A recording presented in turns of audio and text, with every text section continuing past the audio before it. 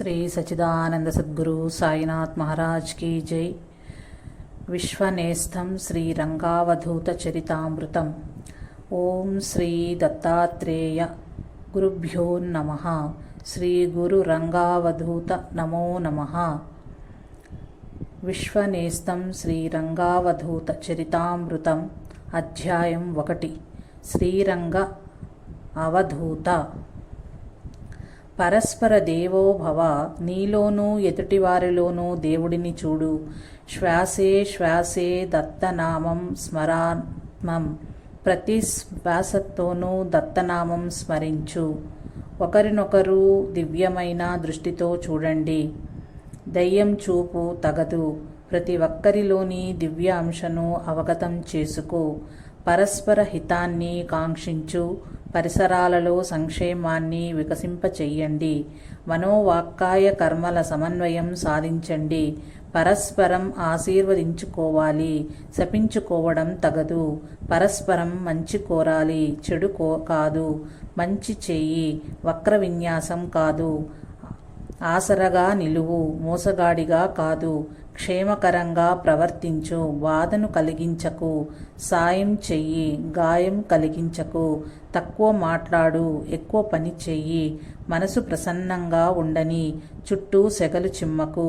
సహనంతో వ్యవహరించు, ద్వేషం పరిహరించు। సదా సత్యమే మాట్లాడు, అనృతం పలకవద్దు। నిత్యం నీ తప్పులను ఏరి పట్టుకో। ఇతరుల్లోని ఏ చిన్న సగుణాన్నైనా మెచ్చుకో। నీ శ్రమతో జీవించు।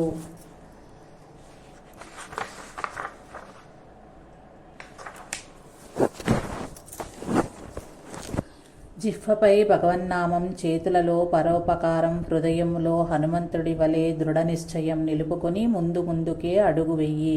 విజయం నీ వెన్నంటే ఉంటుంది, విజయం నీ వెన్నంటే ఉంటుంది। వైరం సమసిపోవుగాక, స్నేహం వర్ధిల్లుగాక, పోట్లాటలు ఉనికి కోల్పోవుగాక। గొప్పదైన ప్రేమ విలసిల్లుగాక, దివ్య శాంతి పరిఢ విల్లుగాక। శాంతి శారీరకంగా, శాంతి మానసికంగా, శాంతి ఆధ్యాత్మికంగా ప్రబలుగాక। పూల పరిమళం మోసుకొచ్చే ఆకాంక్షలు ఈ మాటలు। ఇంతకీ ఈ మాటలు ఎవరివి? ఈ ఆకాంక్షలు ఎవరివి? ఎవరు ఆ విశ్వస్నేహితుడు?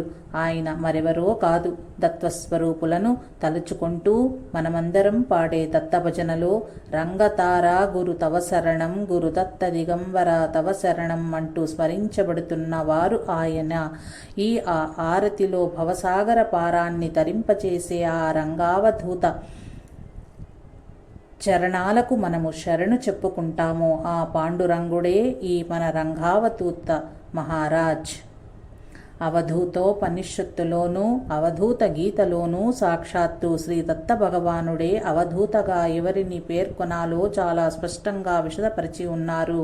ఈ విషయాలను ఓపికగా శ్రద్ధగా పరికిస్తే మనం విశ్వనేస్తం పాండురంగ వళామే సామాన్యుల నుండి సాధువులు, సన్యాసులు, మహాత్ములందరి చేత శ్రీ నారేశ్వరావధూతగా, శ్రీరంగావధూత మహారాజుగా ఎందుకు కీర్తించబడ్డారో విశదమవుతుంది। అవధూత గురించి అవధూతోపనిషత్తులో శ్రీ దత్తాత్రేయ స్వామి ఇలా చెప్పారు।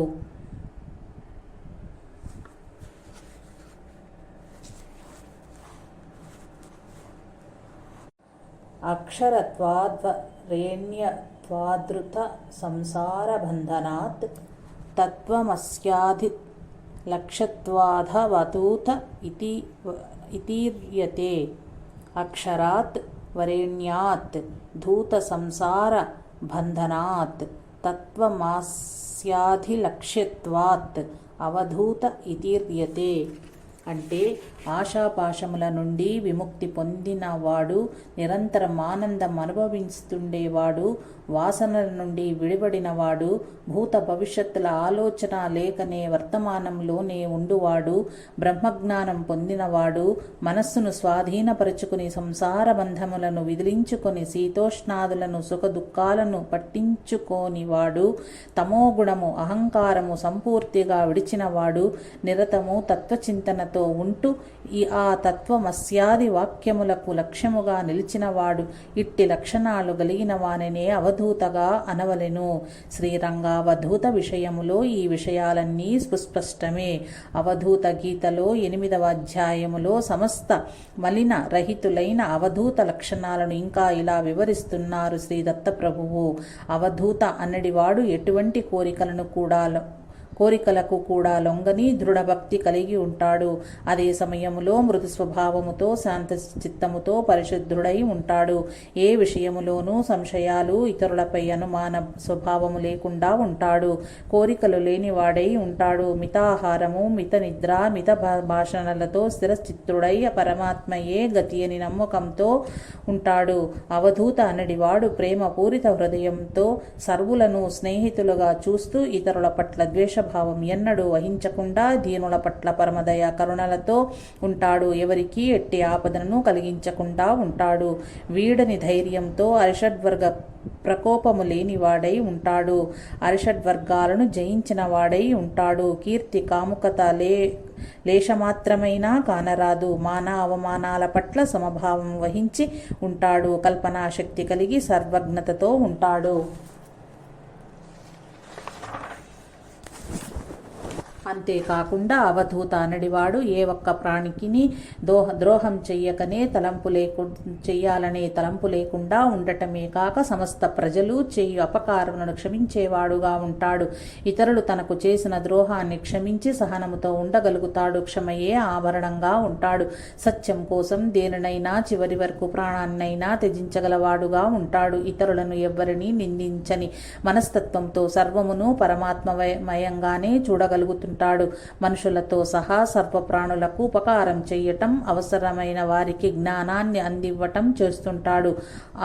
అవధూత అను 4 అక్షరాల చేత ఏర్పడిన అవధూత లక్షణములను అందలి అక్షరముల చేత తెలుసుకోదగినదిగా మహాత్ములు తెలుపుతున్నారు. ఆశాపాశ వినిర్ముక్త ఆది మధ్యాంతర నిర్మలః ఆనందే వర్తతే నిత్యం అకారస్త్య లక్షణం. ఆశాపాశముల నుండి విడువబడి ఉండుట, ఆదియందు మధ్యయందు అంతిమమందు నిర్మలుడై ఉండుట, ఎల్లప్పుడూ ఆనందముగా ఉండుట అవధూత ఎందరి అకార లక్షణము. ఏదేదో కావాలనే ఆశలు, ధన కనక పదవి కీర్తి వ్యామోహాదులు పిశాచము నుండి విడువడిన వాడు త్రికరణ శుద్ధి కలిగి మనసా వాచ కర్మణ చేయు పనులన్నీ పరమ పవిత్రమై ఉండువాడు జీవిత పర్యంతము నిర్మల హృదయుడై ఇంద్రాది సుఖముల యందు విరక్తుడై సదా అంతటా వ్యాపించి ఉన్న పరమాత్మతో రమిస్తూ బ్రహ్మానంద భరితుడై ఉండువాడు అవధూత అనబడును. వాసనా వర్జిత ఏన వక్తవ్యం చ నిరాయమయం వర్తమానేషు వర్తేత వకారం తస్య లక్షణం. ఎవనిచే వాసనలు, దేహ వాసన, లోకవాసన, శాస్త్రవాసనలు విడవబడునో, ఎవనికి కోరికలు లేకుండా ఉండునో, ఎవడు దుఃఖాన్ని వదిలివేసి ఉంటాడో, ఎవడు భూత భవిష్యత్ కాల సంకల్పములు లేకుండా ప్రవర్తమాన కాలంలో సంభవించు కర్మలను అనుభవిస్తూ ఉంటాడో అతడు అవధూత అనబడుతాడని వకార లక్షణం స్పష్టం చేస్తుంది. ధూళి ధూసర గాత్రాణి ధూత చిత్తో నిరామయ ధారణా ధ్యాన నిర్ముక్తో ధూకారస్య లక్షణం. దుమ్ముతో కప్పబడి శరీరము రంగు కోల్పోయి బూడిద రంగులో ఉన్నవాడై అంటే ఎండ గాలి వానలకు భయపడకుండా శరీర ప్రజ్ఞ లేకుండా పరమాత్మ ధ్యానముతోనే గడుపువాడై ఉండుట. పవిత్ర మనస్సు కలిగి ఉండి దుఃఖమును అతిక్రమించిన వాడై శాశ్వతానందముతో తానే బ్రహ్మముగా ఉండుట. ధ్యానాధారణలు లేనివాడై అంటే ధ్యానాధారణలను అతిక్రమించి అవి చెయ్యాల్సిన పని లేనివాడై తానే ధ్యేయకారకమై ఉండుట అవధూత ఎందలి ధూకార లక్షణం. తత్వచింత ధృతాయేన చింతా చేష్టా వివర్జితః తమోహంకార నిర్ముక్తః తకారం తస్య లక్షణం. ఎల్లప్పుడూ తత్వచింతనతో ఉండుట, ప్రపంచ విషయములందు చింతలు లేకుండుట, అజ్ఞాన అహంకారము నుండి విముక్తుడగుట అవధూత ఎందలి తకార లక్షణము. ఇలాంటి లక్షణాలు ఉన్నవారే అవధూతలుగా పిలువబడుదురు. అంతఃకరణములైన మనోబుద్ధి చిత్త అహంకారాలను జయించుటను శమము అందురు.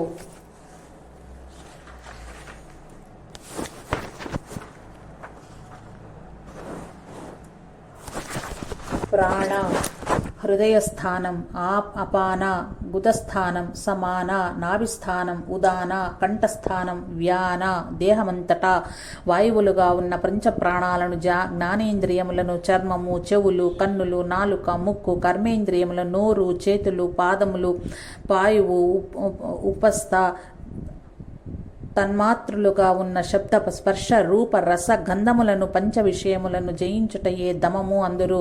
ఈ 24 తత్వములు మాయామయములని ఎరిగి సమధమాదులు కలిగి ఉండి వీటన్నింటికీ అతీతముగా ఉంటూ సాక్షిగా కూడా ఉంటూ తాను శరీరధారిగా జీవుడను అనుభ్రమ నుండి విముక్తుడై సదా స్వస్వరూప స్థితిలో ఉండు జీవన్ముక్తుడై అవధూత ఇట్టి సంపూర్ణ లక్షణాలతో అలలారుతున్న వారే శ్రీ రంగావధూత మహారాజ్ దత్తస్వరూపులు శ్రీ వాసుదేవానంద సరస్వతి స్వామి వారు ఒకసారి నరసోబావాడిలో ఉండగా తనను దర్శించిన ఒక కుటుంబంలోని ఒక బాలుడిని వీడు నావాడు, ఇక నుంచి వీడిని నావాడిగా పెంచమంటూ అమితమైన ఉత్సాహంతో దగ్గర చేర్చుకున్నారు. అదే బాలుడు అంతకు ముందు తన 1.5 సంవత్సరం వయస్సులోనే చావు పుట్టకల గురించి తండ్రిని ప్రశ్నించి ఆ చక్రము నుండి బయటపడే మార్గం ఏమిటా అని ఆయోచన చేసి తండ్రి నుండి రామనామాన్ని దీక్షగా పొంది నిరంతరము స్మరణ గావించటం విశేషం.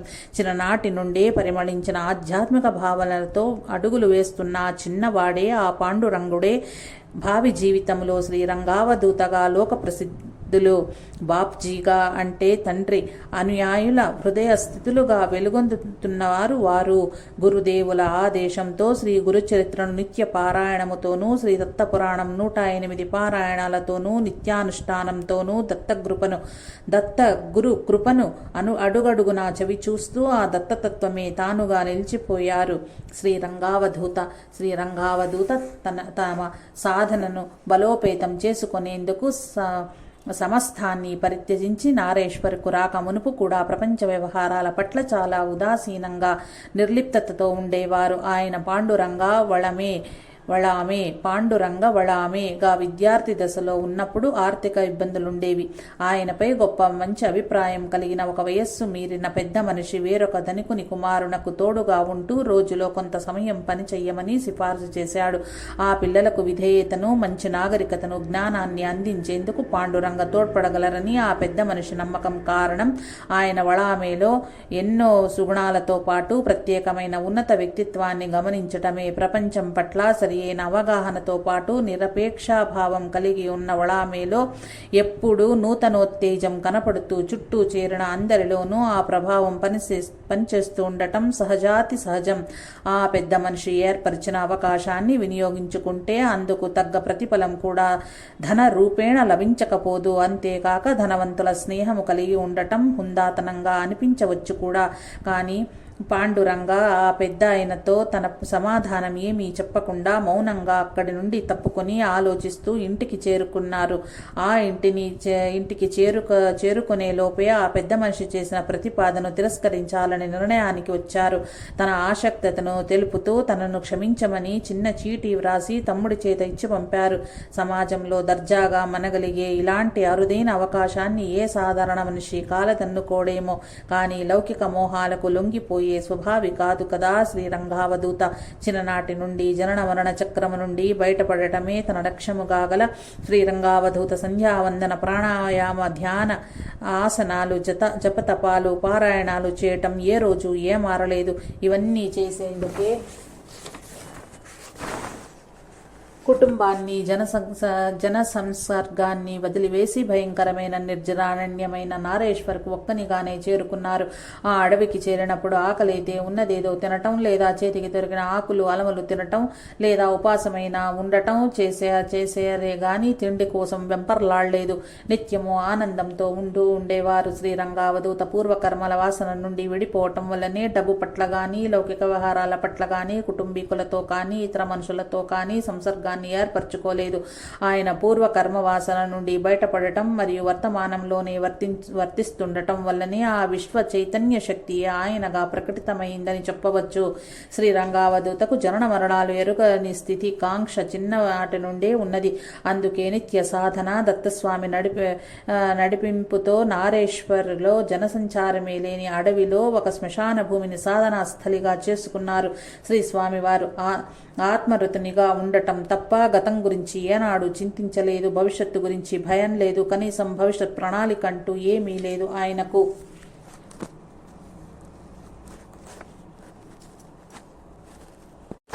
చిన్నప్పుడు విద్యార్జన సమయంలో ఫీజు కట్టడానికి శ్రీ రంగావధూత చేతిలో డబ్బు లేదు. అప్పుడు ఎవరి వద్ద నుండి అరువుగానైనా డబ్బు తీసుకోలేదు.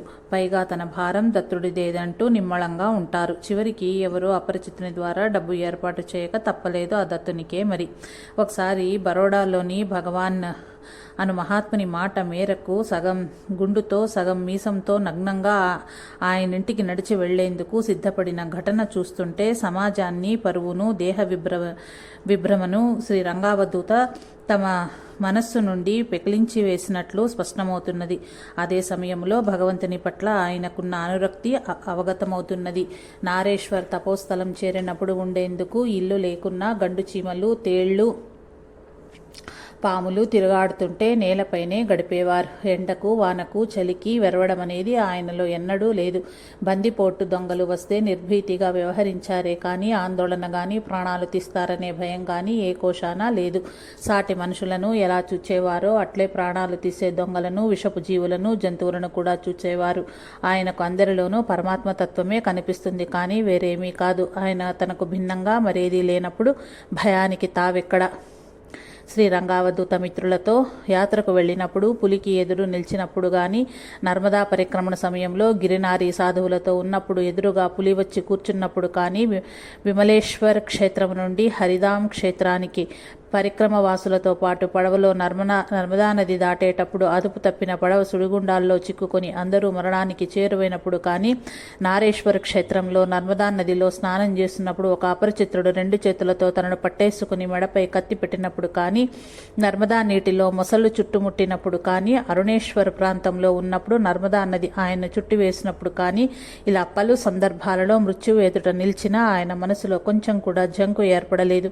ఆ సమయాల్లో కూడా ఆనందానుభవాన్ని వీడలేదు. ఈ భౌతిక జగత్తు అంతా తనకు నీడారూపమేనని, తనతో పాటు సర్వము పరమాత్మ యొక్క ప్రతిరూపమేననే ఎరుకతో ఆయన జీవిక సాగిస్తుండటం ఇందుకు కారణం.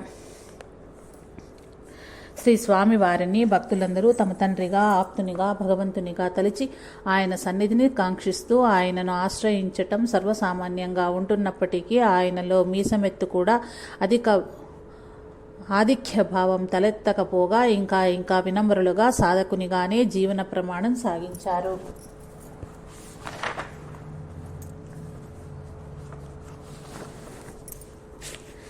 శ్రీ రంగావధూత ముఖంపై ఎప్పుడూ చెరగని చిరునవ్వు మెరుస్తూ ఉంటుంది. ఆయన ఏనాడు ఎవరిని కోపించి ఎరుగడు. కోపమనేది ఆయన ఎరుగరు. భక్తులతో సరదాగా కూడా ఉంటుండేవారు. సర్వదా ఆనంద స్వరూపులు. శ్రీ స్వామివారు జీవిత చరమాంకం వరకు డబ్బు తాకింది లేదు. పొరపాటున డబ్బు తాకితే ఇక ఆ రోజు ఉపవాసమే. తన కోసం ఎవరిని చేయి చాచి డబ్బును కానీ, ఆహారం కానీ, మరిదేనైనా కానీ యాచించింది లేదు. ఆ అపరిగ్రహ దీక్షను జీవితాంతం కొనసాగించారు. ఎవరిని చెడ్డవానిగానో, చెప్పిన మాట వినని మూర్ఖుడుగానో తిట్టింది లేదు. అలా భావించింది కూడా లేదు. అందరినీ దత్తస్వరూపులుగానే తలచేవారు శ్రీస్వామివారు. ప్రతి క్షణము ప్రపంచం పట్ల వైరాగ్యంతో ఉండు శ్రీస్వామివారిలో ఆదిశంకరులకు ఉన్నట్టు జ్ఞాన సంపద నిత్య నివాసం చేస్తుండటం వలన సనాతన ధర్మం తేజోమానంగా పరిఢవిల్లగలదన్న ఆశాభావంతో ద్వారకా శంకరపీఠాన్ని అధిష్ఠించమని అప్పటి పీఠాధిపతి కోరగా ఆ ఆహ్వానాన్ని సున్నితంగా తిరస్కరించిన మహోన్నతమూర్తి శ్రీ రంగావధూత. తాము చతురాశ్రమమైన తురీయ స్థితిలో ఉన్న వారమైతే వారు ఆ తరువాతి అవధూత స్థితిలో ఉన్న మహానుభావులని ఎంతోమంది గొప్ప సన్యాసులచే, మహాత్ములచే కీర్తించబడిన వారు శ్రీ రంగావధూత. పురాణాంతర్గత విషయాలను వేదసారము ఎరిగి ఉన్న శ్రీ స్వామి వారిని సాక్షాత్తు దత్తమూర్తిగా కొనియాడారు శ్రీ నిత్యానంద స్వామి. గణేష్పురి శిష్యులైన శ్రీ ముక్తానంద స్వామి వారు. గుజరాత్ రాష్ట్రంలోని ప్రతి ఇంటా పారాయణం చేయబడే శ్రీ గురు లీలామృత్ రోజు ఇంటిల్లిపాది పాడుకునే దత్తభావని రంగప్రసాదితాలే. మరాఠీలకు పోథి మరాఠీలో గంగాధర సరస్వతి స్వామి వ్రాసిన శ్రీ గురుచరిత్ర ఎంత పవిత్రమో, గుజరాతీలకు శ్రీ గురు లీలామృతము అంత శిరోధార్యము. అది గుజరాత్లోని అది గుజరాత్లో అందరి ఇంటా పూజాపీఠంపై వ్యాసపీఠంపై తిష్ట వేసి ఉంటుంది. మహారాష్ట్ర కుటుంబానికి చెందిన శ్రీ రంగావధూత గుజరాత్లో జన్మించారు. ఆయన గుజరాతీ, మరాఠీ, సంస్కృత భాషల్లో అసమాన పాండిత్యం గడించారు. సాధకులకు, దత్తభక్తులకు, సర్వమానవాళికి కూడా తమ జీవనం ద్వారా, నడత ద్వారా, సాధన ద్వారా సిద్ధి రూపంగా రచనా స్రవంతితో నిర్దిష్ట భావనా పటిమను, సంతోషమయ సాధు జీవనాన్ని, సాధనా సరళిని, దత్తభక్తి ప్రపత్తిని మానవులకు అందించిన మహనీయ మూర్తి శ్రీ రంగావధూత. అవధూత చింతన. శ్రీ గురుదేవదత్త.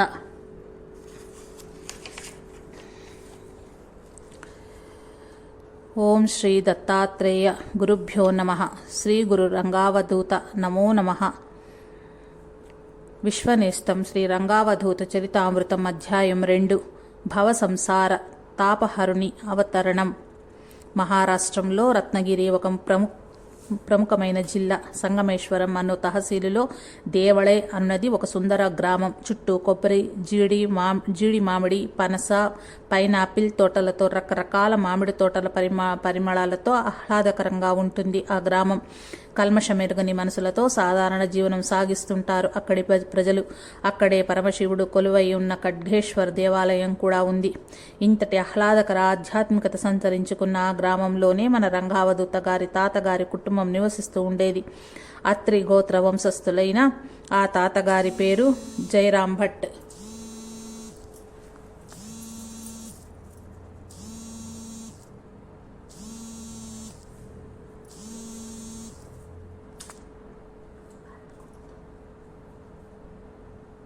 అత్రి గోత్ర వంశస్థులైన ఆ తాతగారి పేరు జయరాం భట్. గొప్ప వ్యక్తిత్వం ఆయనది. ఎంతో వాత్సల్యపూరిత హృదయం ఆయనది. గోసేవ ముఖ్య వృత్తి.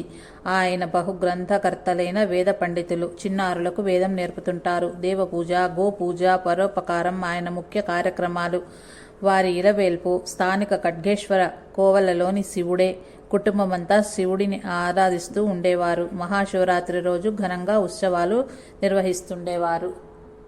జయరాం భట్టుకు 4 కుమారులు. 3వ కుమారుని పేరు విఠల్ పంత్. సనాతన బ్రాహ్మణ కుటుంబంలో పుట్టి పెరగటం చేత సాంప్రదాయ విద్యా వ్యాసంగాన్నే పొంది ఉన్నాడు. దేవభాష అయినట్టి సంస్కృతంలో అభినివేశం కలిగి వేదాంగాలను కూలంకుషంగా ఆకళింపు చేసుకున్నాడు. అతడు భగవత్ సేవా నిరతుడు, ధర్మనిష్ట గలవాడు, దశగ్రంథకర్త కూడాను. అతడు చాలా దృఢభక్తి కలవాడు. అతడు ఎవరితోనూ ఎక్కువగా కలవకుండా ఏకాంతంను ఇష్టపడుతూ ధ్యానం చేసుకుంటూ ఉండేవాడు.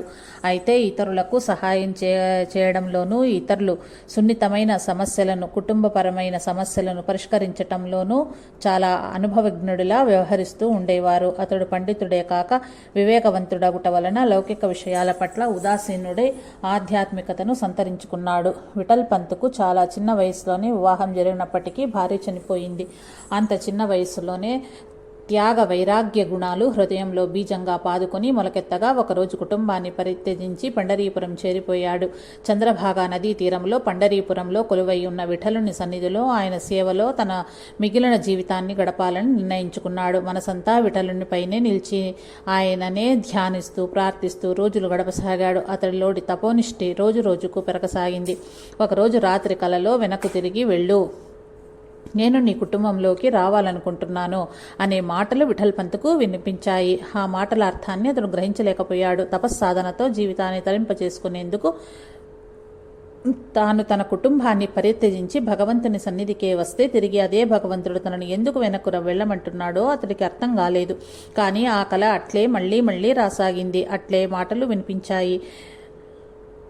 విఠల్ పంతు ఇంటికి వెనుతిరిగి వెళ్ళకపోవడంతో ఒకరోజు కలలో విఠల్ భగవానుడు సాకారంతో దర్శనమిచ్చి ఇలా ఆదేశించారు. ఎందుకు అర్థం చేసుకోవు? వెనుతిరిగి ఇంటికి వెళ్ళు. నీ స్వస్థలానికి 10 మైళ్ళ దూరంలో ఉన్న పాళి గ్రామానికి చెందిన కాశీ అనే కన్యను వివాహం చేసుకో.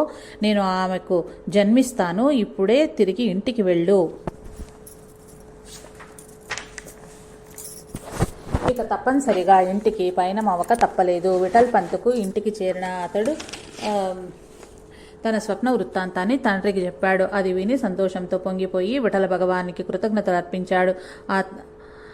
ఆ తండ్రి కుమారుడు ఇంటికి రావడమే కాక వెంటనే వివాహ తలంపు చెప్పటం ఏ తండ్రికైనా ఆనందమే కదా. స్వప్నాదేశం ప్రకారం పాళిగ గ్రామంలో విచారించి కాశీ అనే కన్యతోనే వివాహం జరిపించాడు. మరాఠా దక్షిణాత్య బ్రాహ్మణ సాంప్రదాయాన్ని అనుసరించి వివాహం తరువాత భర్త ఇంట ఆమె పేరు రుక్మిణిగా మార్చబడింది. రుక్మిణి ఎంతో నమ్రతగల అనుకూలవతి అయిన సుశీలవతి. విఠల్ పంత్ రుక్మిణి దంపతులు ఇరువురు విఠల్నాథుని శ్రద్ధాభక్తులతో సేవించసాగారు. విఠల్ పంత్ దంపతులు ఎక్కువ కాలం దేవళేలో నివసించలేదు. తండ్రి జయరాం భట్టుకు గుజరాత్లోని గోదారాలో సఖారాం సర్పోత్తాధార్ అను ధనవంతుడైన స్నేహితుడు కలడు. ఆయన అచట రామ్ సాగర్ తటాకపు ఒడ్డున విఠలుని ఆలయం కట్టించి ఉన్నాడు. ఆ ఆలయంలో పూజాధికాలు నిర్వహించేందుకు గాను యజ్ఞకార్యాలు చేయించేందుకు గాను వేదశాస్త్రంలో ప్రావీణ్యం గడించిన విఠల్ పంతును దేవళే నుండి గోదారాకు సాదరంగా ఆహ్వానించాడు సఖారాం. అయితే మొదట్లో తండ్రి జయారాం భట్ హృదయం అందుకు అంగీకరించలేదు. కానీ విఠల దేవుని ఆరాధనతో జీవితం ఆధ్యాత్మిక ఆనందమయం కాగలదని కుమారుడు అభ్యర్థించటంతో గోదారాకు వెళ్లేందుకు తండ్రి సమ్మతించక తప్పలేదు. అలా సఖారాం ఆహ్వానం మేరకు విఠల్ మందిరంలో పూజ యజ్ఞయాగాదులు నిర్వహణ చేస్తూ గోదారాలోనే కాపురం ఉండసాగాడు విఠల్ పంతు రుక్మిణి దంపతుల సమయమంతా విఠలుని మందిర పనులతోనే కాలం గడుస్తోంది. మందిర పూజాధికాలు సజావుగా సాగించటంలోనూ వేదాకృతులను ఆచరవంతంగా నిర్వహించటంలోనూ విఠల్ పంత్ మంచి పేరు గడించారు. గోధారా గ్రామస్తులు పూజలు, హోమాలు, వేదకృతులు నిర్వహణకు విఠల్ పంత్ని ఆహ్వానిస్తుండేవారు. అందుకు ఎవరి దగ్గర ఏ భత్యమును ఖచ్చితంగా కావాలని ఎవరిని అడిగేవాడు కాదు. ఎవరు ఏమిస్తే అదే అతడి భత్యం, అదే భగవత్ ప్రసాదంగా స్వీకరిస్తూ ఉంటాడు. డబ్బు కోసం ఆరాటపడేవాడు కాదు, ప్రాకులాడేవాడు అంతకన్నా కాదు. అందుకే విఠల్ పంత్ తన ధర్మమయమైన నడవడికతో అచిరకాలంలోనే పూజనీయుడయ్యాడు. భగవంతునిపై అపార భక్తి విశ్వాసాలు కల ఆదర్శవంతమైన హైందవ మహిళ రుక్మిణి. భర్త సంతోషంలోనే తన సంతోషం దాగి ఉందని నమ్మి అన్ని విధాలా భర్తకు సహకరిస్తున్న సౌశల్యవంతురాలు ఆమె. సుఖాలను ఆశించడం అనేది ఎరుగదు. వైదిక ఆచారాలు, పండుగలు, ఉపవాసాలు, ప్రార్థనను ఎంతో నిష్ఠతో ఆచరిస్తూ ఉండేది. మడి కట్టుకుని బావి నుండి నీరు తోడుకోవటము, ఇంట్లోకి వంట చేయడము, మహానైవేద్యం తయారు చేయడము వంటి పనులు చేస్తూనే మరో ప్రక్క సఖారాం భార్యకు ఇంటి పనుల్లో సహకరించేది. ధర్మశీలతతో జీవిస్తూ అందరి ఆదర్శంగా భాసిల్లుతుండేది. తులసి మొక్క చుట్టూ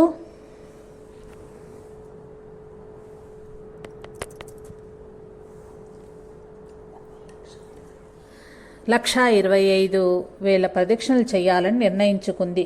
అన్ని ప్రదక్షిణలు తులసి చుట్టూ చేయటం వల్ల ఆ స్త్రీ మంచి శుభజాతకుడైన బిడ్డకు జన్మనిస్తుందని ఆమె నమ్మకము. అది కూడా గర్భవతి అయిన ఆడ ఏనుగు నెమ్మదిగా ఎలా అడుగులు వేస్తుందో అలా తులసి మొక్క చుట్టూ నెమ్మదిగా భక్తి శ్రద్ధలతో ప్రదక్షిణలు చేయాలని ఆ తల్లి సంకల్పము. విఠల్ పంత్ భక్తి జ్ఞాన వైరాగ్య సంపన్నుడు. రుక్మిణి వ్రత తత్పరత, శ్రద్ధ, త్యాగాల సమాహారము. ఈ ఇరువురి సుగుణాలకు మెచ్చిన విఠలుడే విగ్రహ రూపాన్ని వదిలి వారి గర్భవాసాన జన్మించదలిచాడు.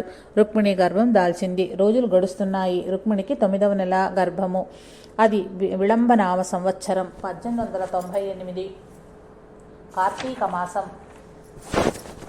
కార్తీక మాసంలో వచ్చు 11వ రోజు అనగా ఏకాదశి పుణ్యతిథి విఠలదేవుని భక్తులకు పరమ పవిత్రమైన రోజు. ప్రతి సంవత్సరం కార్తీక మాసంలో ఏకాదశికి ముందు నుంచి పండరీపురంలో ఘనంగా ఉత్సవాలు జరుగుతూ ఉంటాయి. అట్లే మన దేశంలోనూ ఇతర దేశాలలోనూ ఉన్న అన్ని విఠలుని మందిరాలలో కూడా గొప్పగా ఉత్సవాలు జరుపుతారు. అంతటా విఠల నామ స్మరణం మారింమ్రోగుతూ ఉంటుంది.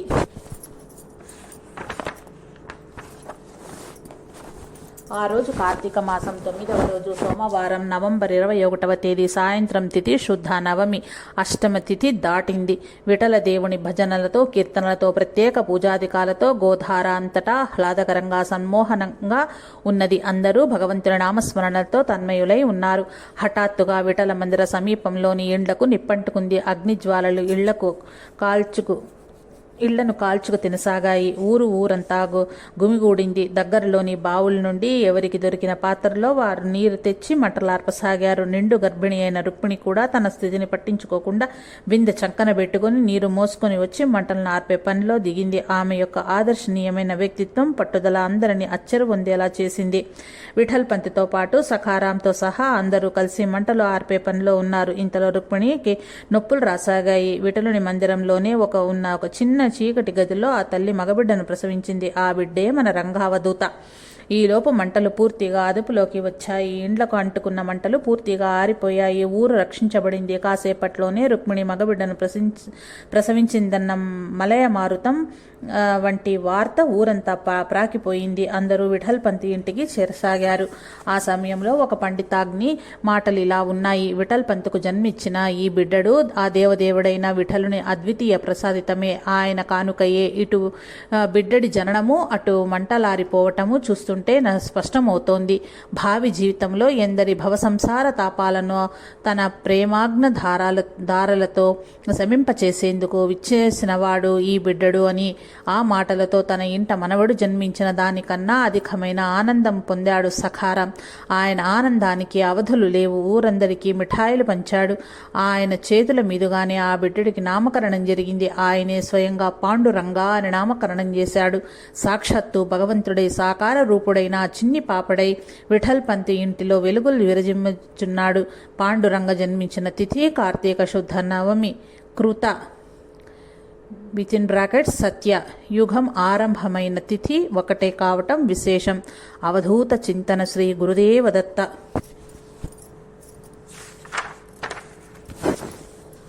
ఓం శ్రీ దత్తాత్రేయ గురుభ్యో నమః. శ్రీ గురు రంగావధూత నమో నమః. విశ్వనేస్తం శ్రీ రంగావధూత చరితామృతం అధ్యాయం 3. శ్రీరంగబాల్యం. చావు పుట్టుకల గొడవ తప్పేదెలా. 9 నెలలకే పాండురంగ స్పష్టంగా స్వచ్ఛంగా మాట్లాడసాగాడు. మనిషికి పసిదనం నాటి పరిస్థితులు, వాటి ప్రభావాలు శాశ్వతమైన ముద్ర వేసుకుంటాయి. మనిషి యొక్క వ్యక్తిత్వానికి పునాదులు పడేది కూడా బాల్యమే. అధిక శాతం బాల్యావస్థయే అతడి స్థితిని తెలుపుతుంది. మన పాండురంగ అందరూ పిల్లల వలె బొమ్మలతో ఆడుకోవటం చేయలేదు. దేవీ దేవతల పటాలను, విగ్రహాలను ఆసక్తిగా పరిశీలనగా తదేక దృష్టితో చూస్తూ ఉండిపోయేవాడు. 1.5 సంవత్సరం వయసుకే నిగూఢ విద్యా విషయంకంగా తండ్రినే ప్రశ్నించేంతటి సత్వ సంపద సాధించాడు. కొన్ని సంఘటనలు ఆ బాలునిలోని ఆలోచన స్థాయిని సూచిస్తున్నవి. ఒక పర్యాయం ప్లేగు వ్యాధి ఊరంతా వ్యాపించి రోజు మరణాలు సంభవించాయి. ఒకనాడు చనిపోయిన ఒక గ్రామస్తుని శవాన్ని జనం పాడిపై మోసుకెళ్తున్నారు. శవవాహకులు పదే పదే రామ్ బోలో రామ్ అంటూ పలుకుతున్నారు. కొంతమంది వృద్ధ మహిళలు బిగ్గరగా ఏడుస్తూ అనుసరిస్తున్నారు. పిల్లవాడైన పాండురంగ ఆ శవయాత్రను చూచి నిర్ఘాంతపోయాడు. ఆ చిన్నారి హృదయానికి ఏమీ అర్థం కాలేదు. కానీ తెలుసుకోవాలన్న కుతూహలం మనసును వీడటం లేదు. తండ్రి దగ్గరకు పరుగున చేరి వీధిలో జరుగుతున్నది ఏమిటని ఆతురతతో ప్రశ్నించాడు. వారెందుకు ఏడుస్తున్నారు, వాళ్ళు ఏంటి మోసుకెళ్ళిపోతున్నారు అని తండ్రి గారిని అడిగాడు. ఎవరో చనిపోయారు, అతడు తిరిగి రాడని తెలిసి బంధువులు విలిపిస్తున్నారు అని తండ్రి చెప్పాడు. ఎవరినైతే ఆ 4 వ్యక్తులు తమ భుజాలపై తీసుకెళ్తున్నారో అతను చనిపోయాడు. వాళ్ళు అతన్ని ఎక్కడికి తీసుకుపోతున్నారు? శ్మశాన వాటికకు. శ్మశానంలో అతన్ని దహనం చేయటానికి మోసుకెళ్తున్నారు. మరణించిన వాళ్ళందరూ అక్కడ దహనం చేయబడతారు. ఎందుకలా? మరణించిన ప్రతి దేహానికి చివరగా జరిగే సంస్కారం అదే. ఎందుకు కాల్చాలి? కాలిస్తే ఎలా ఓర్చుకుంటారు? చనిపోతే ఇక కాలినమ్మంట తెలియదు. తెలుసుకోవాలనే ఉత్సుకతో కుమారుడు పాండురంగ పదే పదే ప్రశ్నలు అడుగుతున్నాడని మాన్పించేందుకు ఇంటిలోకి వెళ్లమని ఆదేశించాడు తండ్రి విఠల్ పంత్. ఆ చనిపోవడం, శ్మశానంలో శరీరాన్ని మంటల్లో దగ్ధం చేయటం వంటి విషయాల గురించి స్పష్టత రాని పాండురంగలో అసంతృప్తి అట్లే ఉండిపోయింది. అయితే కాకతాళీయంగా ఆ మరుసటి రోజు కూడా మరొక శవయాత్ర ఇంటి ముందుకు వెళ్తోంది. వెంటనే పాండురంగ తండ్రి వద్దకు పరుగున వెళ్లి, నాన్నగారు, ఈరోజు కూడా ఎవరో మరణించారు అని చెప్పారు. ఊ అని మౌనంగా ఉన్నాడు. పాండురంగ మళ్లీ తన ప్రశ్నలకు మొదలుపెట్టాడు. మనుషులు ఎలా చనిపోతారు? ఎలానో సరిగా నాకు తెలియదు, కానీ చనిపోవటం తథ్యం. ఏమిటి? అవును, ముందు వెనుకగా ప్రతి ఒక్కరూ చనిపోతారు. అంటే మీరు చనిపోతారా? అమ్మ కూడానా? అవును. అంటే మిమ్మల్ని కూడా దహనం చేస్తారా? అవును అని ముక్తసరిగా సమాధానమిస్తాడు తండ్రి విఠల్ పంత్. వెంటనే మళ్ళీ ప్రశ్న. చనిపోవడం అంటే? అడుగుతాడు పాండురంగ. శరీరం ప్రాణం పోగా కదలలేకపోవటం, వ్యర్థుడు కావటం, ఇదే చనిపోవడం అంటే. చనిపోయిన తర్వాత ఏమవుతుంది? ప్రాణం ఎక్కడికి పోతుంది? చనిపోయిన తర్వాత తిరిగి మరలా పుట్టడం జరుగుతుంది. అంటే పుట్టటం చావడమేనా? ఇది తప్పే దారేమైనా ఉందా? పాలబుగ్గల చిన్నవాడు చావు పుట్టగల గొడుగు తప్పే ఉపాయమేమైనా ఉన్నదా అని అడగటంతో విఠల్ పంతు ప్రసన్నమైన చూపులతో కుమారుని వైపు చూచి ప్రేమగా వెన్ను నిమురుతూ నెమ్మదిగా చెప్పాడు. ఎందుకు లేదు నాయనా, నిరంతరం శ్రీరామనామాన్ని జపించటం ద్వారా చావు పుట్టుకల నుండి ముక్తి లభిస్తుంది. అయితే నేను శ్రీరామనామ జపం చెయ్యవచ్చా? చాలా మంచిది, చెయ్యవచ్చు. నేను ఈ క్షణం నుండే నిరంతరం శ్రీరామనామ జపం చేస్తాను అని చెప్పిన పాండురంగుని హృదయం శ్రీరామనామ స్మరణతో నిండిపోయింది. చావు పుట్టకల మర్మాన్ని తెలుసుకోవాలన్న కుతూహలం, ఆ జనన మరణ చక్రం నుండి బయటపడడం ఎలా అన్న ఆలోచన ఆ చిన్నారిలో కలగటం చూస్తుంటే అతడిలోని మహత్వ స్థితి ఎంతటితో అవగతమవుతున్నది. ముక్తికాంతిని ఆకర్షించే రామతారక మంత్రం అలా అలవోకగా అందించబడింది. అలా ఆ బాలుడి హృదయంలో ప్రతిధ్వనించి నాటుకపోయింది ఆ మంత్ర బీజం. అంతరంగం రామనామాన్ని నిరంతరం జపించసాగింది. ఆ రామరసాయనం జన్మాంతరం వరకు సాగి మోక్షదాయినిగా మారిన ఒక దీక్షా ప్రవాహం. అందుకే పరస్పర దేవోభవ, నీలోనూ ఎదుటివారిలోనూ దేవుడిని చూడు, శ్వాసే శ్వాసే దత్తనామం స్మరాత్మనం, శ్వాసే శ్వాసే దత్తనామం స్మరాత్మన్. ప్రతి శ్వాసతోనూ దత్తనామం స్మరించు. ఒకరినొకరు దివ్యమైన దృష్టితో చూడండి, దయ్యపు చూపు తగదు అంటూ సాగే ఈ కవిత తదనంతర కాలంలో పాండురంగనిచే ఆవిర్భవైంది. అలా అంతరంగ ప్రక్షాళన ఆయనలో చిన్ననాడే మొదలైంది. పితృవియోగం. పాండురంగకు 3 ఏళ్లు వచ్చేసరికి విఠల్ పంత్ రుక్మిణి దంపతులకు మరొక మగబిడ్డ జన్మించాడు.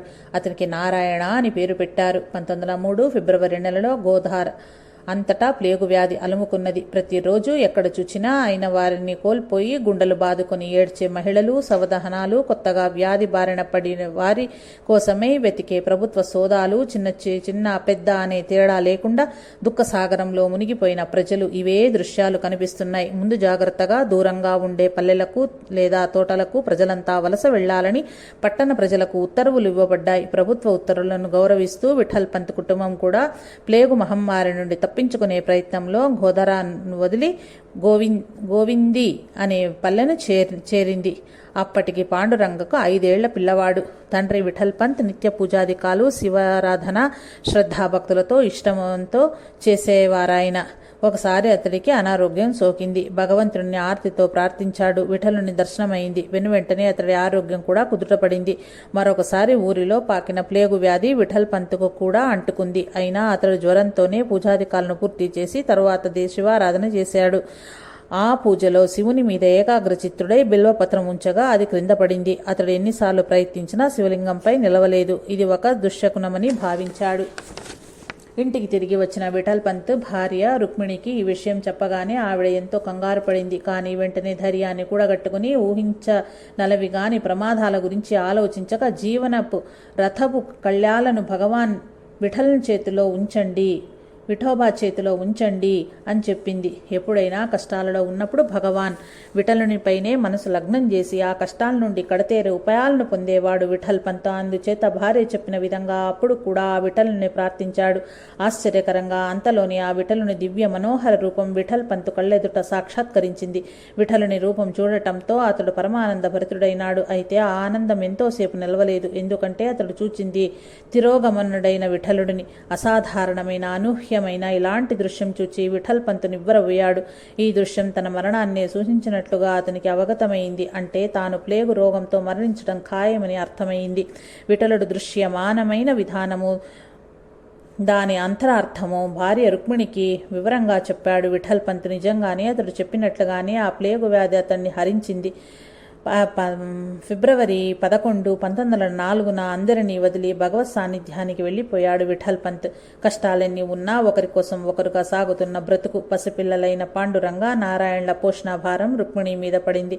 యుక్త వయసు దాటుతున్న ఆ తల్లి రుక్మిణి తన దుఃఖాన్ని హృదయంలో దిగమింగుకుంది. కంఠంలో హాలాహలం దాచుకున్న శివునిలా ఆమె తన తనయుల బాగోగులకై తన జీవితాన్ని అంకితం చేసేందుకు గట్టి నిర్ణయం తీసుకుంది. భర్త కర్మ క్రతువులను అయిన పిదప ఆర్థిక భారం పెనుభూతమై పీడిస్తున్నా కూడా గుంబనంగా ఇల్లు నెట్టుకొస్తుందా తల్లి.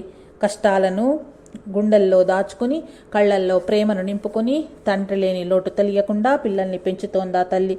తండ్రి దూరమైన బిడ్డలిరువురికి తల్లి ప్రేమకు కొదవలేదు. పాండురంగను తల్లి బాబు అని ముద్దుగా పిలుస్తూ ఉండేది. పాండురంగ, నారాయణ ఇద్దరు పిల్లలు చాలా సున్నిత మనస్కులు. ఫలానిది కావాలని మారాం చేయటం కానీ, మొండికేసి ప్రవర్తించటం కానీ, తల్లికి ఎదురు తిరగటం కానీ చెయ్యకుండా ఎంతో అణుకువగా ఉంటూ తల్లికి సహకరిస్తూ ఉండేవారు. ఆర్థిక ఇబ్బందులు ఎంతగా ఉన్నా ఆ కుటుంబం అంతా ఒకరి కోసం ఒకరున్నట్లుగా తృప్తిగా బ్రతుకుతున్నారు. సిగ్గనిపిస్తే ఆయనే కప్పుతాడులే. ఒకరోజు పిల్లవాడైన పాండురంగ శరీరం మీద బట్టలు లేకుండా తోటి పిల్లలతో వీధిలో ఆడుకుంటున్నాడు. మొలకు చిన్న గోచి లాంటి తప్ప మరేమీ లేదు. అప్పుడు తల్లి ఆ బిడ్డడితో, బాబు వెళ్ళి బట్టలు వేసుకో, ఈరోజు జిల్లా కలెక్టర్ గారు మన వీధిలో నుండే వెళ్తారు అన్నది తల్లి రుక్మిణి. అప్పుడు చిన్నారి పాండురంగ ఆటలాపి తల్లి దగ్గరకు వచ్చి, ఆ కలెక్టర్కి అంత సిగ్గనిపిస్తే నన్ను బట్టలతో కప్పుతాళ్లే అని చెప్పాడు. సింహానికి వారసులమమ్మా. ఆ కుటుంబ ఆర్థిక ఇబ్బందులతో సతమతమవుతున్న విషయం తెలిసిందే కదా. ఒకసారి ఇంట్లో కూరగాయలు లేవు. రోటీలు తినాలంటే, అందులోకి కూరలు చేయాలంటే కూరగాయలు కావాలి కదా. తీసుకొచ్చేందుకు డబ్బులు లేవు. పిల్లలకు కడుపు నిండా ఎలా పెట్టాలన్నదే తల్లి రుక్మిణి దిగులు.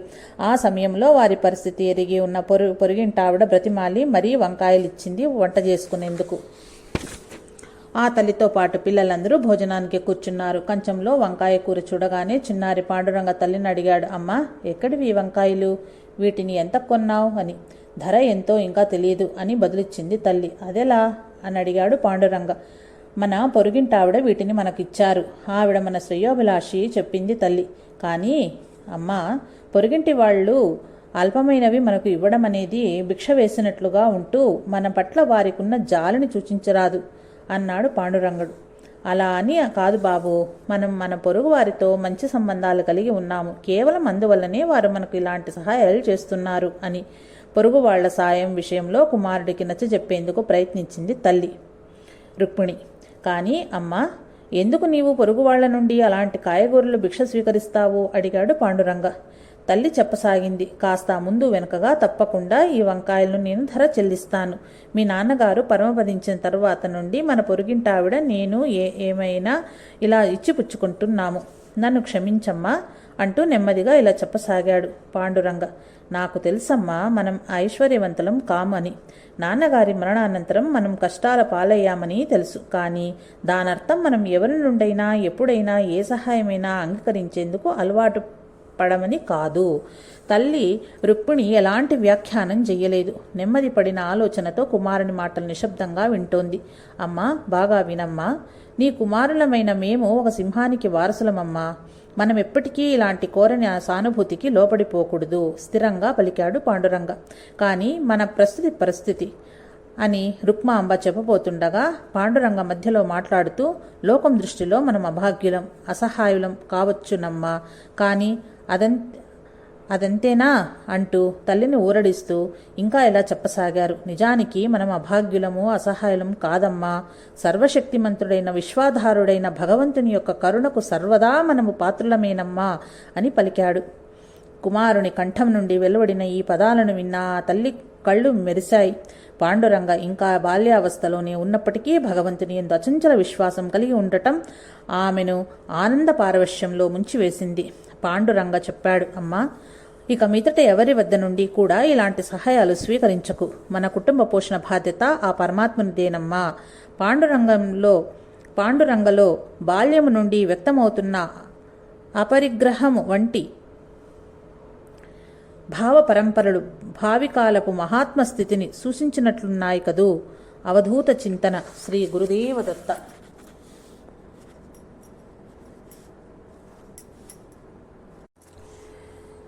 ఓం శ్రీ దత్తాత్రేయ గురుభ్యో నమః. శ్రీ గురు రంగావధూత నమో నమః. విశ్వనేస్తం శ్రీ రంగావధూత చరితామృతం అధ్యాయం 4. సద్గురు కృపా వీక్షణము. సద్గురు దర్శనము. పాండురంగ 8 ఏళ్లు, నారాయణ 6 ఏళ్ల ప్రాయం వారయ్యారు. తల్లి రుక్మిణి పిల్లలిద్దరికీ ఉపనయన సంస్కారం చేయించదలిచింది. భర్త విఠల్పంత్ యొక్క స్వంత గ్రామమైన దేవళే (మహారాష్ట్ర) గ్రామానికి కుమారులిద్దరిని తీసుకుని వెళ్ళింది.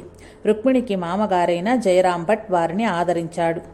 పాండురంగకు నారాయణకు ఉపనయన సంస్కారం జరిపించాడు. ఆ తర్వాత గోదరాకు చేరే ముందు తన చెల్లెళ్లతో పాటు బిడ్డలతో దైవ దర్శనార్థం నర్సోబావాడి, ఔదుంబర్, గాణుగాపూర్ దర్శించేందుకు బయలుదేరింది ఆ తల్లి రుక్మిణి. వారి ప్రయాణం దేవళే నుండి నర్సోబావాడికి సాగింది. నర్సోబావాడి, ఔదుంబర్, గాణుగాపూర్ అనే 3 క్షేత్రాలు దత్తక్షేత్రాలు. 600 ఏళ్ల క్రితం దుర్గమ ప్రాంతమైన నర్సోబావాడి స్వయంభువు దత్తపాదుకలు నెలవు. కలియుగంలో శ్రీ దత్తాత్రేయుని మొదటి అవతారం. శ్రీపాద వల్లభులు కాగా 2వ అవతారంగా కొలవబడిన శ్రీగురుడు శ్రీ నృసింహ సరస్వతి అతి వరేణ్యులు. ఇక్కడ కృష్ణానది ఉత్తరం నుండి దక్షిణం వైపుకు ప్రవహిస్తూ దక్షిణం నుండి ఉత్తరం వైపుకు వచ్చే మరో 5 నదులతో కలిసి గుర్రపునాడ ఆకారంలో వంపు తిరిగి సంగమం వద్ద నుండి తాను మిగిలిన 5 నదులను తనలో కలుపుకుని దక్షిణము నుండి ఉత్తరానికి సాగుతుంది. ఈ సంగం వంపులో శ్రీ దత్తస్వామి వారి పాదుకలు అనాదిగా పూజింపబడుచున్నాయి. శ్రీ నృసింహ సరస్వతి స్వామి ఆ పాదుకల చెంతనే నివసిస్తూ పూజా అభిషేకాలు జరుపుతూ అమరపురం వంటి పరిసర గ్రామాలలో భిక్ష చేస్తూ ఆ సంగమ తీరాన కొంతకాలం ఉన్నారు. వారి తపోబలమచ్చట ప్రసిద్ధి చెందిన మహిమలు, వారిని ఆరాధించేందుకు వచ్చిన భక్తుల అనుభవాలు ఎంతో ప్రభావాన్ని చూపించాయి. వారు నివసించిన కారణంగా మరుగున పడి ఉన్న పాదుకలు ఆ క్షేత్రము ప్రాశస్త్యాన్ని పొందాయి. శ్రీగురుడు నరసోబవాడిలో నిత్య పూజకు తగిన ఏర్పాట్లు చేసి మరో గుప్తక్షేత్రమైన ఔదుంబర్, ఆ తరువాత గాణుగాపురాలను పావనం చేశారు. శ్రీగురు చరిత్రలో ఈ వివరాలు సవిస్తరంగా పేర్కొనబడ్డాయి. శ్రీగురుని పేరు మీదుగా తదుపరి ఆ క్షేత్రం నరసోబవాడిగా పిలువబడింది. నరసోబవాడి నేడు పవిత్రమైన దివ్య క్షేత్రం.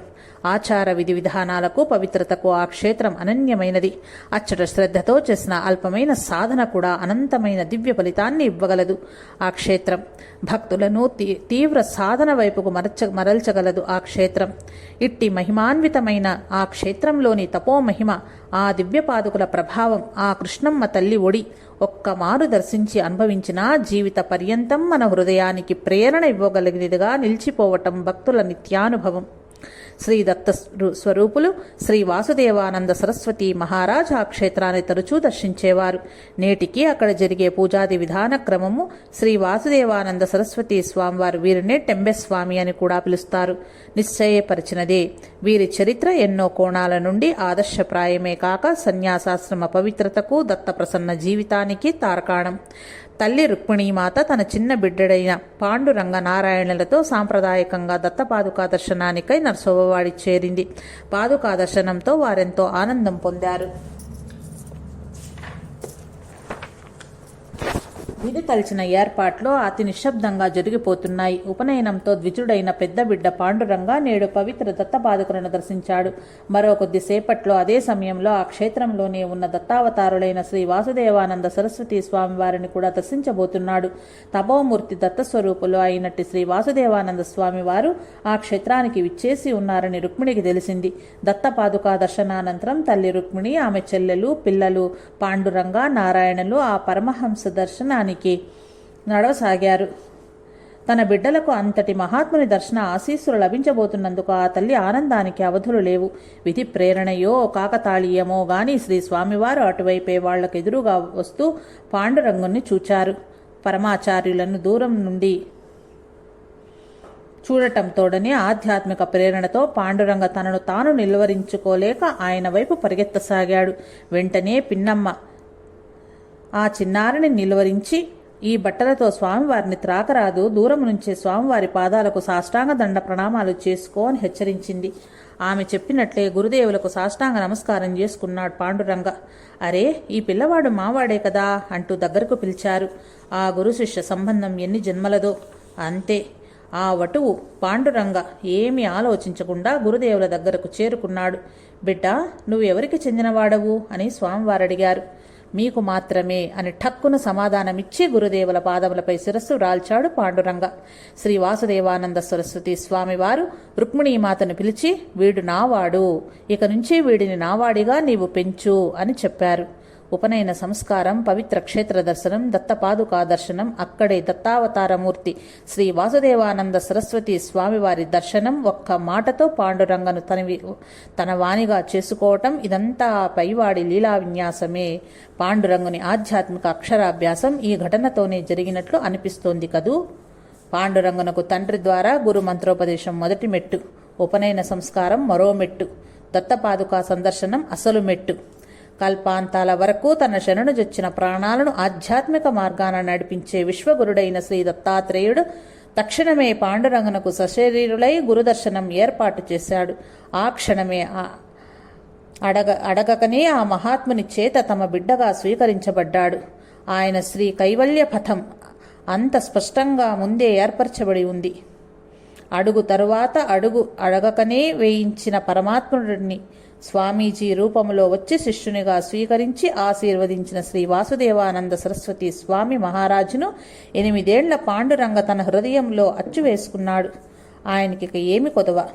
పాండురంగ తదనంతరం కాలంలో బాప్జీగా, నారేశ్వరావధూతగా, రంగావధూతగా అందరి పాలిట సద్గురువై నిలిచిన కాలంలో సన్నిహిత భక్తులతో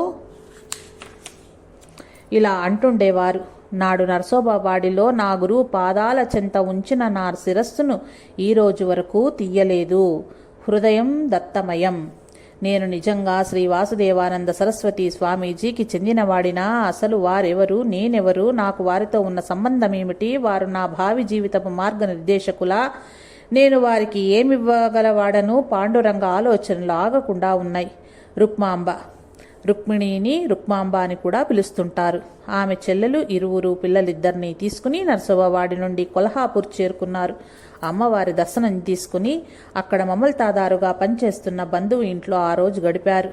వారంతా రాత్రికి వారింట్లోనే నిద్ర చేశారు. ఎప్పటిలానే పడుకునే ముందు భగవత్ ప్రార్థన చేసుకున్నాడు వటువు పాండురంగ. పడుకున్నాడే కానీ నిద్ర పట్టలేదు. హృదయం దత్తాత్రేయ దర్శనం కోసం తపిస్తోంది. తెరుచిన కనుపాప కుదుర నిద్ర రెప్ప మూయలేదు. మరుపున పగలెల్లా చెదిరి మాయలోకం చూడలేదు. తిరిగి తిరిగి మేనంతా ధూళి సోకని చోటు లేదు.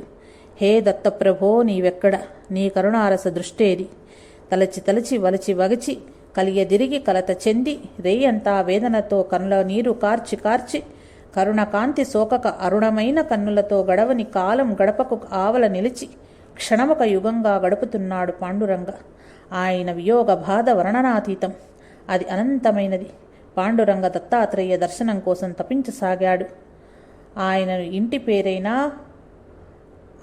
ఇంటి పేరైన వళామే అని అందరూ చిన్నవాడే అనే పిలుస్తుంటారు. కావున మనము కూడా ఇక నుండి అదే విధంగా పలుకుదాం. వటువు వళామే దత్తాత్రేయ స్వామి దర్శనం కోసం పరితపిస్తున్నాడు. మెలకువ కాదు, నిద్ర రాదు. నీవింకా నన్ను అనుగ్రహించుకున్నావు. గడవని కాలం నన్ను కాలుస్తుంది. ఓ అనంతా, నా అంతం చూడదలిచావా? నీవు అందని క్షణం కూడా నాకిక మరోసారి మరణమే. రావా దిగంబరా, దత్త కరుణాకర, వేగిరావా, రావయ్యా, నిన్ను గానని ఈ కనులకు లోకం చూపేలనయ్యా. నీ కరుణకు నోచని ఈ మనసుకు సుఖమెక్కడిది? వేదన నిండిన హృదయం కరిగి కరిగి శోకించదా అని విలపించాడు. దోషములెంచకు నరహరి, కోట్ల కోట్ల దోషాలకు పడగెడతాను. అయినా లోకం దృష్టికి నీ దాసునిగా పేరొందాను. దీనునిగా నా వాకిట యాచిస్తూ నిల్చున్నాను. కరుణరసా వృష్టివే, దయాగ్నిగుడివే, అక్కున చేర్చినా నీవే, గ్రక్కున కాలునకిచ్చినా నీవే. ఆలస్యం అసలోర్వలేను, ఏదైనా నీ దయయే. శూన్యహస్తాలతో నిరాశాపూరిత హృదయంతో నన్ను వెనుకకు పంపిస్తావా?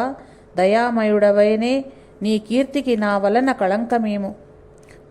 చితఘ్న నరహరి, రావే దిగంబరా, దత్త కరుణాకర అంటూ వటువు వళామే పాండురంగ విలపించసాగాడు. వేదనతో విలపించి నిద్రలోకి జారుకున్నాడు. నిద్రలో ఒక స్వరం, పోథీ చదువు, శాంతిని పొందు అని పలుమార్లు వినిపించింది. తెల్లవార నిద్రలేచి వళామేకు నిద్రలో వినిపించిన పోథీ చదువు శాంతిని పొందు అన్న మాటలు హృదయ కుహరంలో సుడులు తిరుగుతూ ధ్వనిస్తున్నాయి. మర్చిపోలేకున్నాడు. ఈ విషయాన్ని ఎవరితోనూ చెప్పుకోలేదు. మాతృశ్రీ రుక్మాంబ, ఆమె చెల్లెలు పిల్లల పాండురంగ, వళామే, నారాయణ నలుగురు కొల్హాపూర్ నుండి ప్రయాణమై ఔదుంబర్, గాణగాపూర్ క్షేత్రాలు దర్శించుకుని తిరిగి గోధరా చేరుకున్నారు. పోథీ చదవమని కలలో చెప్పిందెవరు? అసలు పోథీ అంటే ఏ గ్రంథం? అది నేను ఎక్కడ పొందగలను? జవాబులే దొరకని ఈ ప్రశ్నలు పాండురంగ వళామే మనసును తొలిచివేయసాగాయి. దాని గురించి తెలుసుకోవాలని మనసు ఉవ్విళ్ళూరసాగింది. అది చదవమని చెప్పింది ఖచ్చితంగా గురుదేవులు శ్రీ వాసుదేవానందులే అని వళామే విశ్వాసం. మరి ఆ పోథీ పరంగా ఉన్న సంశయాలు కూడా గురుదేవులే తీరుస్తారని భావించాడు.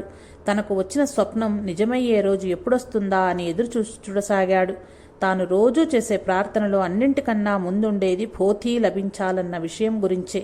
శ్రీ షిరిడీ సాయి ప్రసాదిత పోథీ. రోజులు గడుస్తున్నాయి, కానీ పోథీ గురించి ఏమీ తెలియకున్నది వళామేకు.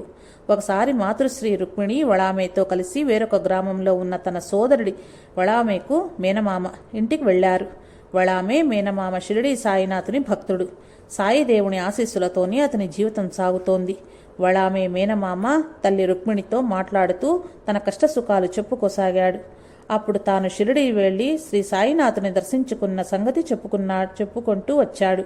వళామే మేనమామ గతంలో ఒకసారి షిరిడీ వెళ్లి శ్రీ సాయిని భక్తిపూర్వకంగా దర్శించుకున్నాడు. అప్పటి వరకు ఆయనకు అందరూ ఆడసంతానమే.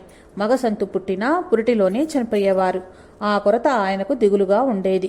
అతడు శ్రీ సాయి సన్నిధి చేరి నమస్కరించుకుని తన మనోవేదనను ఆయన ముందుంచాడు.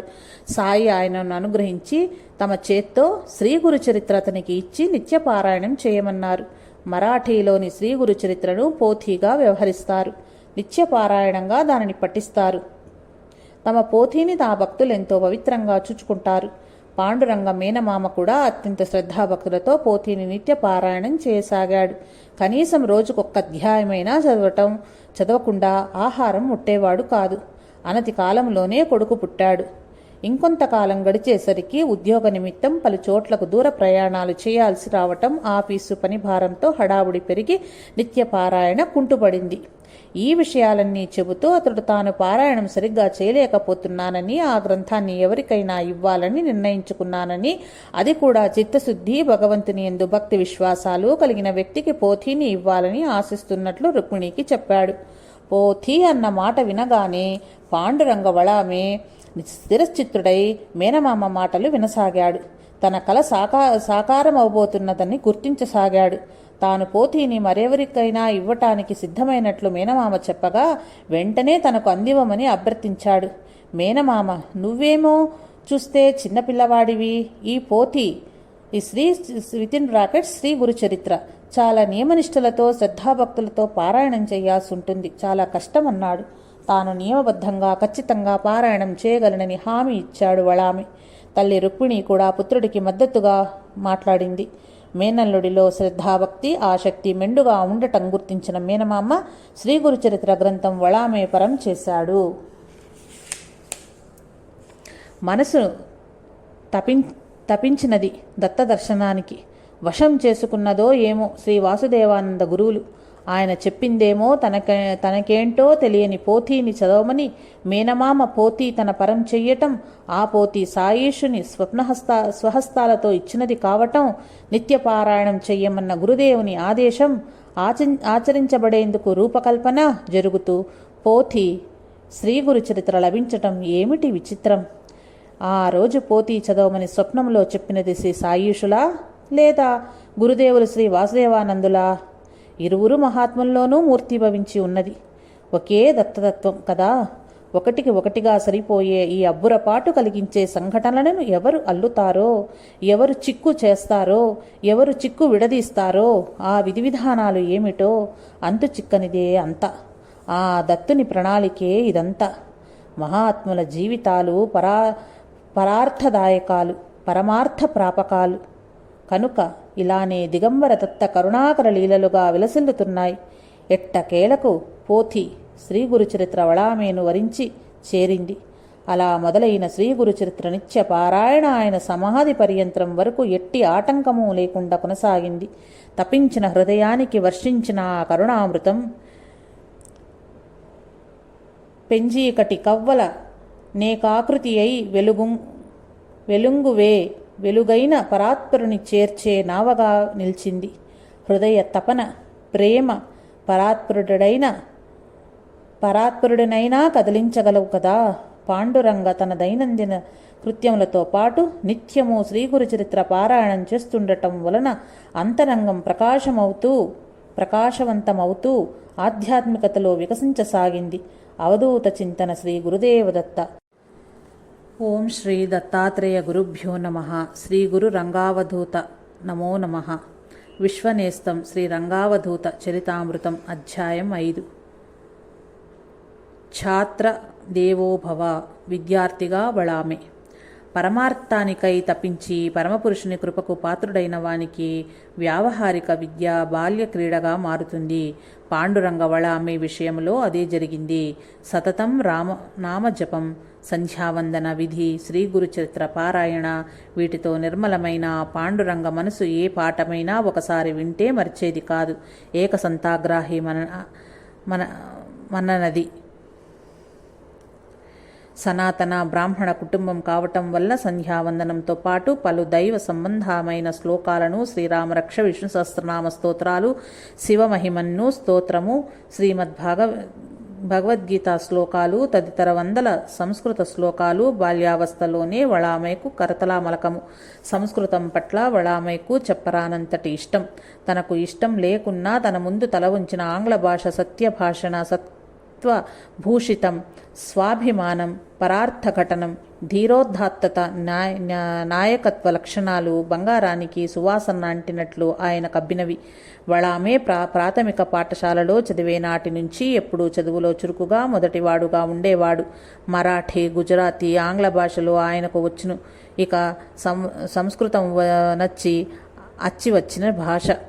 5వ తరగతి వచ్చేసరికి సంస్కృతంలో వందల శ్లోకాలు వళామెకు కంటతా వచ్చేవి.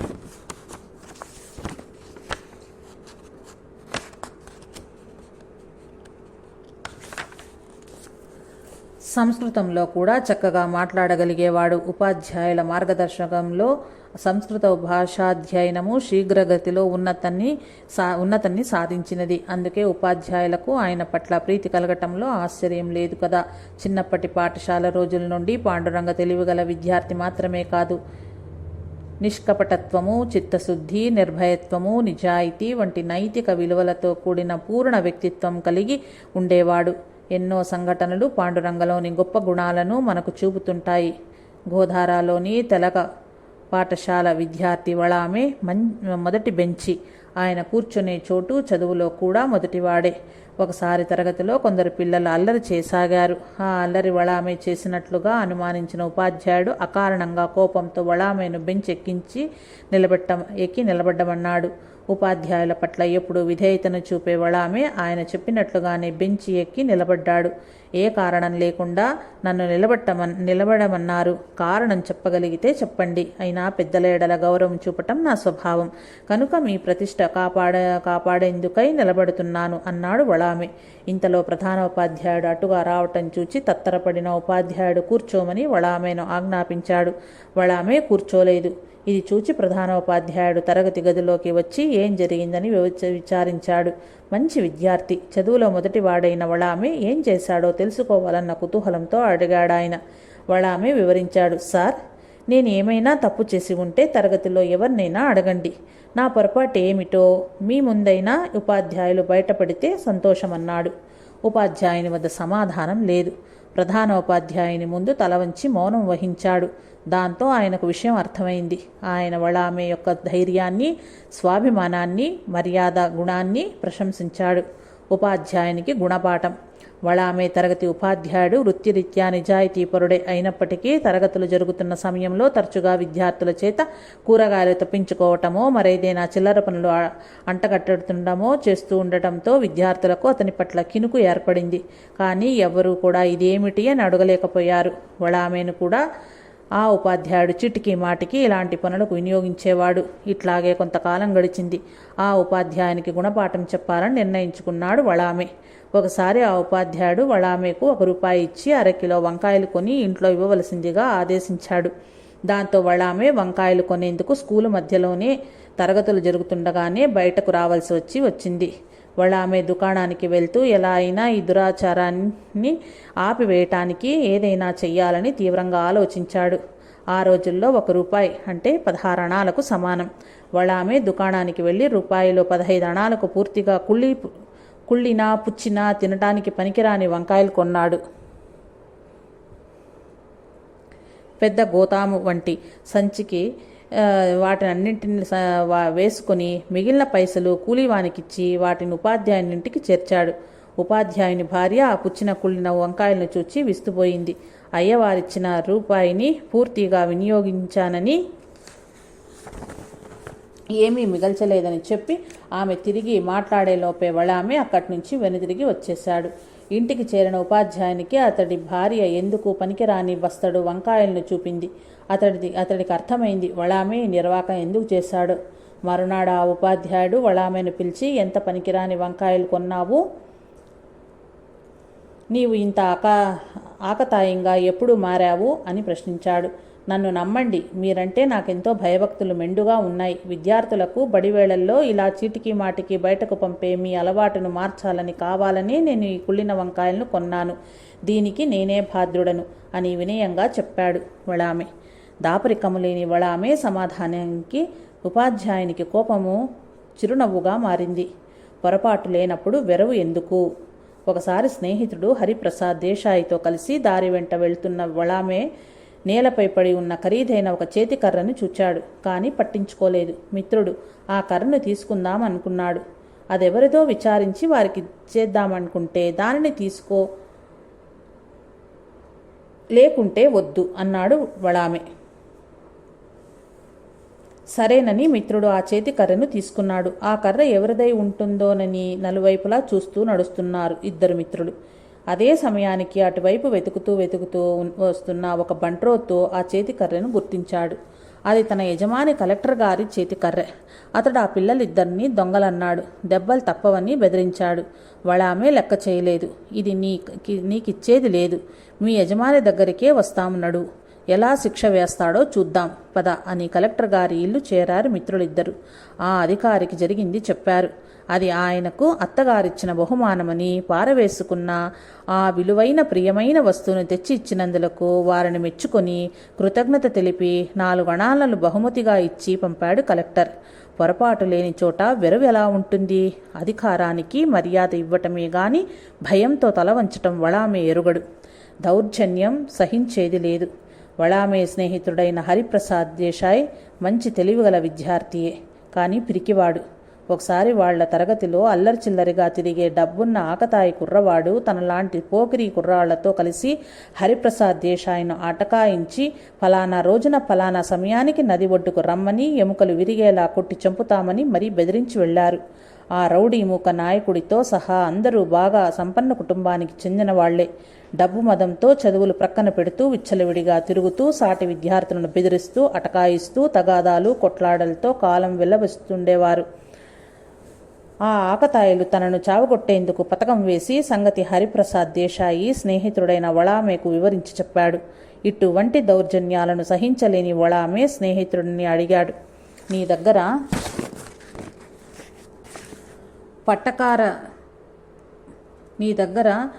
పట్టా కత్తి గాని లేదంటే దుడ్డుగర్ర గాని ఉంటే తీసుకుని రాగలవా అని. స్నేహితుడు హరిప్రసాద్ పట్టా కత్తి లేదు గాని చెక్కతో చేసినది కత్తి లాంటిది ఉన్నది అన్నాడు. వెంటనే వళామె నీతో పాటు తీసుకురా చెప్తా అన్నాడు. ఆ రౌడీ మూక చెప్పిన రోజు, చెప్పిన సమయానికి, చెప్పిన చోటుకు హరిప్రసాద్ దేశాయ్ మన వళామె ఇద్దరూ ముందుగానే చేరుకుని వాళ్ల కోసం ఎదురు చూస్తూ ఉన్నారు.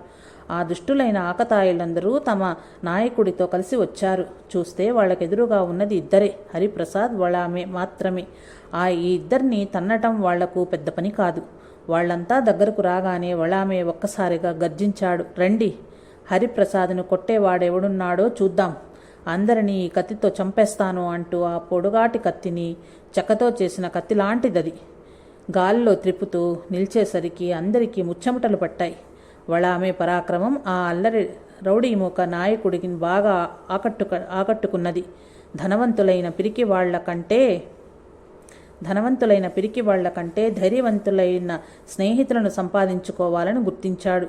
స్నేహితుడి కోసం తానొక్కడే అంతమందికి ఎదురొడ్డి నిలిచిన వళామెకు భయపడి అందరూ పరుగులతో పారిపోయారు. హరిప్రసాద్ మాత్రము పడి నవ్వసాగాడు. కారణం, ఆ చెక్క కత్తి పట్టుకొని మన వళామే బెదిరించటం, వాళ్ళు భయపడి పారిపోవటం తమాషాగా ఉంది. మరి స్నేహితుడిపై జరుగు దౌర్జన్యాన్ని సహించలేని వళామే ధైర్య ప్రశంసనీయం.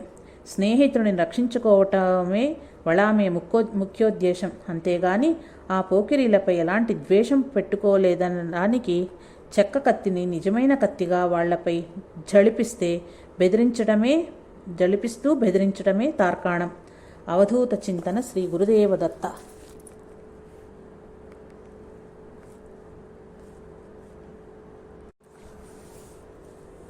గురువారం పారాయణం సంపూర్ణం. జై సాయి మాస్టర్.